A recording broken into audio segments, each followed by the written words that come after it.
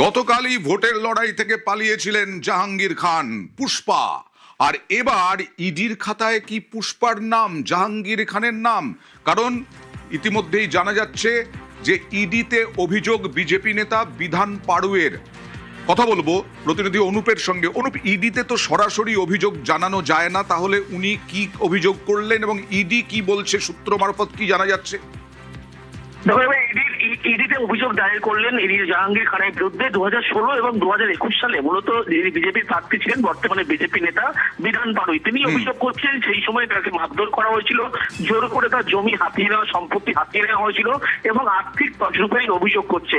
এবং ইডি দপ্তরে তিনি সরাসরি আজকে দেখা গেল জাহাঙ্গীর খান অর্থাৎ পুষ্পার বিরুদ্ধে অভিযোগ করতে আসলেন। এবং গতকালকে তো আজকে লক্ষ্য করা গেল এই যে গোটা ঘটনা, সেই ঘটনার পরিপ্রেক্ষিতে জানা যায় ইডিকে সরাসরি কোনো ব্যক্তি অভিযোগ করতে পারে না।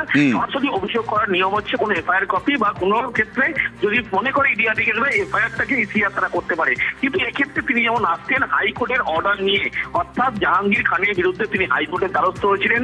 সেই সময় পুলিশ কোনো ব্যবস্থা নেয়নি, অভিযোগ নেয়নি, তার পরবর্তী ক্ষেত্রে হাইকোর্টের দ্বারস্থ হয় এবং হাইকোর্টের পরবর্তী ক্ষেত্রে যে হাইকোর্টের অর্ডার কপি ছিল সেই অর্ডার কপি নিয়ে এবং বিধান পাড়ুই কি বলছেন একবার দেখি, তারপরে তোমার কাছে আবার আসবো।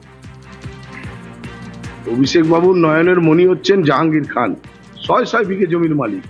কোথা থেকে এলো টাকা? ওই তো বয়স, সে যা উপার্জন করে, তার বাইরে যে এত কোটি কোটি টাকার মালিক, 8-10টা গাড়ি নিয়ে ঘুরে বেড়ানো, তার বিরুদ্ধে অভিযোগ এবং তার তথ্য প্রমাণ আমরা হাইকোর্টে জমা দিয়েছি এবং সেখানে এসপিকেও জানিয়েছি, ডায়মন্ড হারবার পুলিশ জেলাকে, এবং আমরা আজকে ইডি দপ্তরও সেই অভিযোগ আমরা জমা দেবো।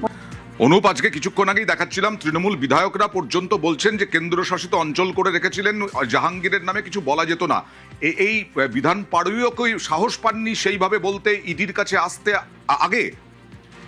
তবে বিধান পাড়ুই যিনি বিজেপি নেতা বর্তমানে, আগে তিনি যখন প্রার্থী হয়েছে তিনি বারবার কিন্তু পুলিশের অভিযোগে দ্বারস্থ করার জন্য অভিযোগ জানাতে গিয়েছিলেন। কিন্তু সেই সময় এই পুষ্পার বিরুদ্ধে কিন্তু যে অভিযোগ নেবে এমনটা কিন্তু সেই সাহস কারো ছিল না, এমনটাই তিনি জানাচ্ছেন। যে কারণে যখন এই পালা বদল, পরবর্তী ক্ষেত্রে এই যে গোটা ঘটনা এবং এই পরিস্থিতিতে তিনি দেখা গেল সরাসরি কিন্তু ইডি দপ্তরে আসলেন এবং সেই সমস্ত নথি নিয়ে এসে, অর্ডার কপি নিয়ে এসে কিন্তু একেবারে তিনি অভিযোগ করছেন। যে অভিযোগ করছেন 2016 সাল এবং 2021 সাল যে সময় তিনি প্রার্থী হয়েছিলেন, এই প্রার্থী হওয়ার জন্যই তার কাছ থেকে তাকে মারধর করা হয়েছিল এবং তার সম্পত্তি জোর করে নিয়ে নেওয়া হয়েছিল, এমন চাঞ্চল্যকর অভিযোগ করছে। এবং তারপরে লক্ষ্য করা গেল এই পালাবদলের পরে তিনি কিন্তু একেবারে সরাসরি হাইকোর্টের যে অর্ডার কপি, সেই অর্ডার কপি নিয়ে ইডি দপ্তরে। হাইকোর্টের অর্ডার কপিটা ঠিক কি একটু সংক্ষেপে জানতে চাইবো।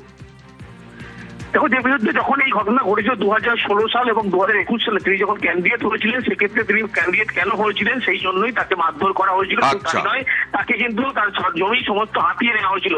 এই গোটা ঘটনা পরবর্তী ক্ষেত্রে পুলিশের দ্বারস্থ হয়েছিল, কিন্তু ফল পুলিশ তৎকালীন কোনো ব্যবস্থায় নেই। শেষমেশ তিনি হাইকোর্টের দ্বারস্থ হয়েছিল, সেই অর্ডার কপি নিয়েই নিয়ম অনুসারে যে গাইডলাইন সেই অনুসারে অভিযোগ করতে আসবে।